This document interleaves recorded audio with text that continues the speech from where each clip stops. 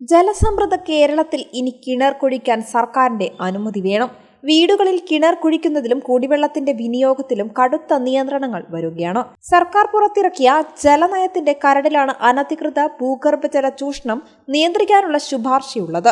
അശാസ്ത്രീയമായ കിണർ നിർമ്മാണവും ദുരുപയോഗവും തടയാൻ സർക്കാർ ഇടപെടൽ വേണമെന്നാണ് കരടിലെ ശുപാർശ.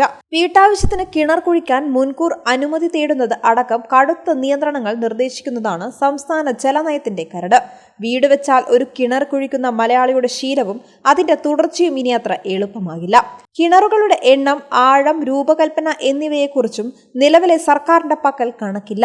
അശാസ്ത്രീയമായ കിണർ നിർമ്മാണവും ദുരുപയോഗവും തടയുകയാണ് ലക്ഷ്യം. മഴവെള്ള സംഭരണികൾ കൃത്യമായി പ്രവർത്തിക്കുന്നുണ്ടോ എന്ന് കെട്ടിട നികുതി പിരിക്കുമ്പോൾ പരിശോധിക്കണം. വീടുകളിലെ പാചകത്തിനും മറ്റ് ആവശ്യങ്ങൾക്കുമായി 2 ജലസംഭരണികൾ നിർദ്ദേശിക്കുന്നതും പരിഗണിക്കും. വ്യാവസായിക ആവശ്യങ്ങൾക്ക് വെള്ളമെടുക്കുന്നതിന് കനത്ത നിയന്ത്രണമാണ് വരാനിരിക്കുന്നത്. വരൾച്ചയും ജലക്ഷാമമുള്ള മേഖലകളിൽ ജലം അമിതമായി ഉപയോഗിക്കുന്ന വ്യവസായങ്ങൾക്ക് അനുമതി നൽകില്ല. വെള്ളമെടുക്കുന്ന സ്രോതസ്സുകൾ മുൻകൂട്ടി അറിയിക്കുകയും അനുമതി തേടുകയും വേണം. ഭൂഗർഭജലം ഉപയോഗിക്കുന്നതിന് വ്യവസ്ഥാപിതമായ നിരക്ക് ഏർപ്പെടുത്തും. കുഴൽ കിണറുകൾക്കും നിയന്ത്രണം കൊണ്ടുവരും. തുടങ്ങിയവയാണ് മറ്റ് ശുപാർശകൾ. ജലത്തിന്റെ ഉപയോഗത്തിനനുസരിച്ച് വില വർദ്ധിപ്പിക്കുന്നതും ആലോചിക്കും. കൂടുതൽ ശുദ്ധീകരിച്ച ജലം ഉപയോഗിക്കുന്നവരിൽ നിന്ന് ഉയർന്ന നിരക്ക് ഈടാക്കും.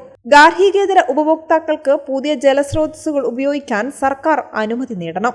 കരട് നയം സമഗ്രമായ ചർച്ചകൾക്കും അഭിപ്രായ രൂപീകരണത്തിനും സമർപ്പിക്കാനാണ് സർക്കാരിന്റെ തീരുമാനം.